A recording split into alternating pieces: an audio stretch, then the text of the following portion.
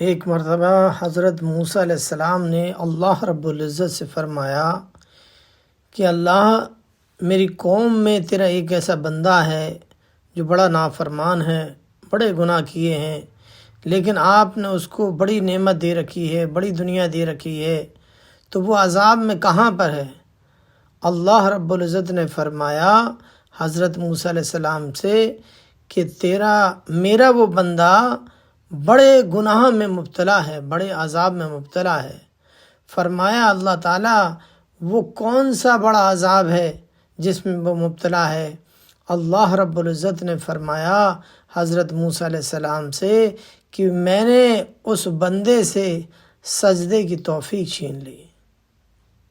میرے بھائیو اور ساتھیو، خود سوچو، جب سجدے کا چھن جانا اتنا بڑا گناہ ہے اور اتنا بڑا عذاب ہے، تو سجدے کا مل جانا کتنا بڑا انعام ہوگا، کیونکہ یہ سجدہ کوئی معمولی چیز نہیں ہے۔ ایک سجدے پر اللہ رب العزت جنت میں ایک درجہ بلند کر دیتے ہیں۔ کیا کرتے ہیں؟ جب بندے کا ایک درجہ بلند کر دیتے ہیں۔ ہاں، اور ایک مرتبہ ایک موقع پر ہمیں یہ سمجھنا ہوگا، کیونکہ سجدہ وہ چیز ہے کہ جس سے اللہ تعالیٰ کے سب سے زیادہ قریب بندہ ہوتا ہے۔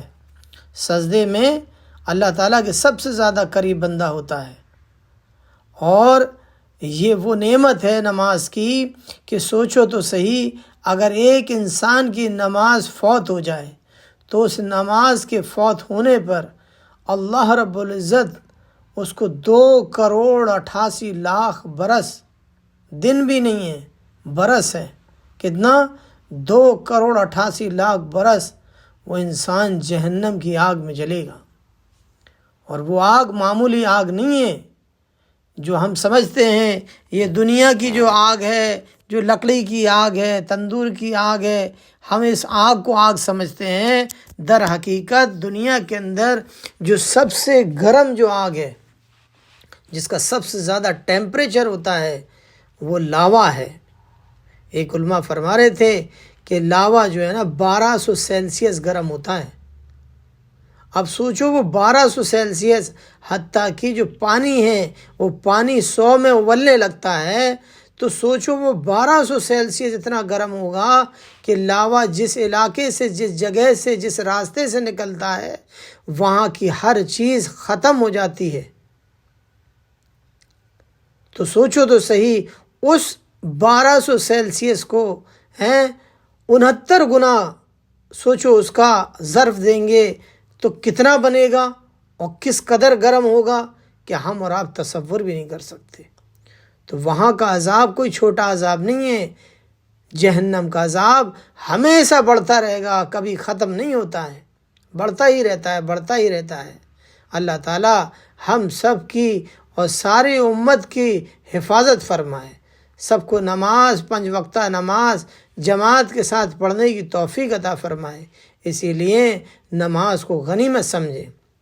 ایک موقع پر اللہ کے نبی جناب محمد رسول اللہ صلی اللہ علیہ وسلم نے ایک صحابی سے فرمایا کہ یہ کس شخص کی قبر ہے؟ صحابی نے کہا اللہ کے نبی پتہ نہیں ہے۔ آپ نے فرمایا اس قبر والے کے نزدیک تمہاری 2 رکعت نماز نفل، نہ سنت، نہ فرض، نہ وتر، جس کو ہم آسانی سے چھوڑ دیتے ہیں کہ ارے یہ نفل ہی تو ہے۔ اور اللہ کے نبی نے کیا فرمایا؟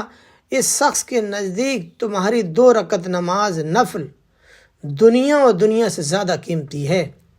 یہ بات مرنے کے بعد پتہ چلے گی کہ جو ہم 2 رکعت نماز نفل پڑھا کرتے تھے، چاہے وہ اشراق ہو، چاہے وہ چاشت ہو، چاہے وہ اوابین ہو، چاہے وہ تہجد کی نماز ہو، چاہے وہ تحیۃ المسجد ہو، تحیۃ الوضو ہو، صلاۃ و تسبیح ہو، نماز توبہ ہو، حاجت کی نماز ہو، جو بھی نفل نماز ہیں وہ اس نماز میں کیا ہے؟ اللہ اکبر، وہ دنیا اور دنیا سے زیادہ قیمتی ہے۔ جو نفل ہم اپنی اور نمازوں کے اندر جو ہم چھوڑ دیتے ہیں، کوشش کریں ان نمازوں کے اندر بھی نفلوں کا اہتمام کریں، کیونکہ یہ وہ نفل نمازیں ہیں کہ اگر فرائض کے اندر اگر کوئی کمی آ گئی تو یہ نفل نماز اللہ تعالیٰ اس کو ملا کر اسے پورا کریں گے، اور اگر نفل روزہ ہے تو فرض روزے کے اندر کوئی کمی بیشی ہوگی تو اللہ تعالیٰ اس نفل روزے کو ملا کر اس کو پورا کریں گے۔ تو اللہ تو دینے والے ہیں، ایسی زکوٰۃ میں ہے، زکوٰۃ جس پہ فرض ہے، اگر وہاں کوئی اس میں کوئی کوتاہی ہوئی ہوگی، کمی پیشی ہوئی ہوگی تو اللہ رب العزت نفل صدقات کو ملا کر اللہ تعالیٰ اس کو مکمل کریں گے۔ یہ ہے سمجھنے کی بات کہ ہمارا اللہ تو غفور الرحیم ہے، اللہ تعالیٰ دینا چاہتا ہے، ہم بندے لینے والے بن جائیں۔ اس نماز کا اہتمام کریں، نماز کی طاقت کو پہچانیں کہ یہی وہ نماز ہے کہ لوگ دنیا میں رزق کی تلاش میں پھر رہے ہیں، اور نماز کے اندر حدیث میں آتا ہے کہ جو بڑے 5 انعام اللہ رب العزت جو دیں گے، اس میں سے سب سے پہلا انعام روزی کی تنگی کو اللہ تعالیٰ دور کر دیں گے۔ روزی صرف پیسے کو نہیں کہتے، روزی کہتے ہیں بدن کی ہر ضرورت کو روزی کہتے ہیں، بدن کی ہر ضرورت کو روزی کہتے ہیں۔ ہاں، تو اس میں چاہے کپڑا ہو، مکان ہو، دکان ہو، گاڑی ہو، سواری ہو، بیوی ہو، بچے ہوں، سب کچھ جو بھی جسم کی ضرورت ہے وہ سارا کا سارا روزی ہے جس کا اللہ رب العزت نے وعدہ کیا ہے۔ ہم تو آخرت کے کاموں کی طرف آگے بڑھیں۔ کہاں بڑھیں؟ آخرت کے کاموں کی طرف، کیونکہ حدیث کا مفہوم ہے، اللہ کے نبی جناب محمد رسول اللہ صلی اللہ علیہ وسلم نے فرمایا کہ جو دنیا کا طلبگار ہوگا اللہ رب العزت اس کی دنیا کو بکھیر دیں گے، اس کے کاموں میں مدد نہیں کریں گے، اور فقر اسے ڈرائے گا، فاقہ اسے ڈرائے گا۔ دیکھ لیں جو دنیا دار ہوتے ہیں وہ بہت زیادہ اس خوف میں رہتے ہیں کہ کہیں میری دنیا کے اندر کوئی کمی نہ آ جائے، میری دنیا کہیں برباد نہ ہو جائے۔ ہاں، اس کا بڑا خوف رہتا ہے۔ ہاں، جبکہ حدیث میں لکھا ہے کہ جبکہ وہ روزی مقدر سے پہلے طے ہے، ہر چیز طے ہو چکی ہے۔ اللہ رب العزت نے زمین اور آسمان کو بنانے سے 50,000 سال پہلے تمام انسانوں کے مقدر کو لکھ دیا ہے، تو وہ چیز تو طے ہے۔ ایک حدیث کا مفہوم ہے کہ اللہ رب العزت نے 5 باتیں لکھ کر فارغ ہو چکے ہیں: زندگی، موت کا وقت، روزی، بد وقت ہے یا نیک وقت ہے، کہاں مریں گے، سب کچھ لکھ چکا ہے۔ تو جو چیز لکھ چکی ہے وہ کیسے بدل جائے گی؟ اتنا مل کر رہے گا۔ اور اسی حدیث کے اندر آتا ہے کہ جو دین کا طلبگار ہوگا، کس کا ہوگا؟ دین کا طلبگار ہوگا، اللہ رب العزت کیا کریں گے؟ اس کے کاموں میں مدد کریں گے، اس کے کاموں میں مدد کریں گے، اور اس کے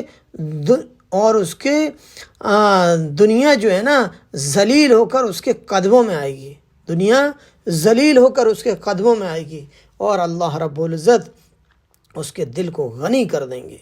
جو آئے گا اس پر صبر کرے گا، شکر کرے گا کہ یہ میرے مقدر کا تھا جو اللہ رب العزت نے مجھے دے دیا۔ ورنہ انسان دنیا کے چیزوں پر بیٹھ کر نماز چند پیسوں کی وجہ سے چھوڑ دے گا، کیونکہ اس کو دنیا کا انتظار ہے کہ میں چلا جاؤں گا تو میری دکان میں نقصان ہو جائے گا، میرے کاروبار میں نقصان ہو جائے گا، میرا فلاں دنیا کا نقصان ہو جائے گا۔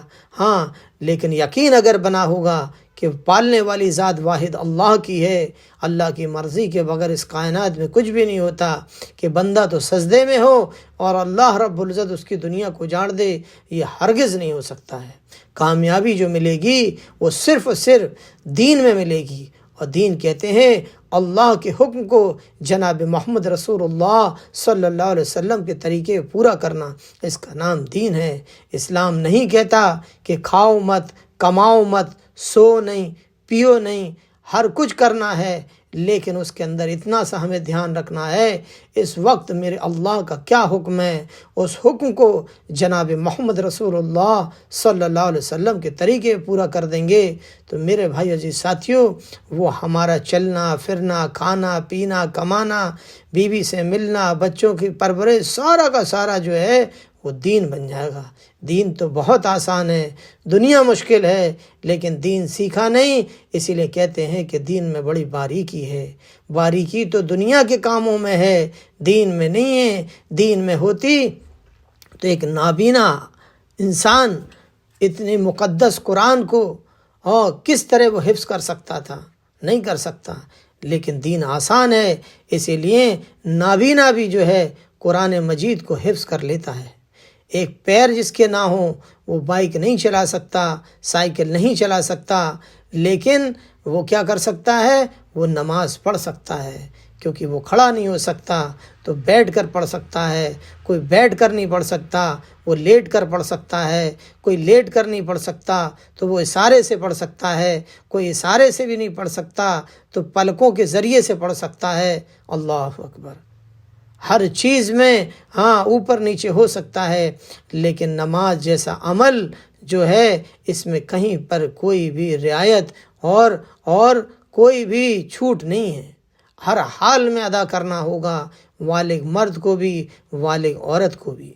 اسی لیے میرے بھائی ساتھیوں، نماز کا خوب اہتمام کریں، نماز کے ذریعے سے اپنے مسئلوں کو حل کرائیں، کیونکہ نماز سے چاہا ہی یہ جا رہا ہے کہ ہم اور آپ جو ہے اپنے مسئلوں کو نماز کے ذریعے سے حل کرانے والے بن جائیں۔ اللہ تعالی ہم سب کو 5 وقتہ نماز پڑھنے کی توفیق عطا فرمائے۔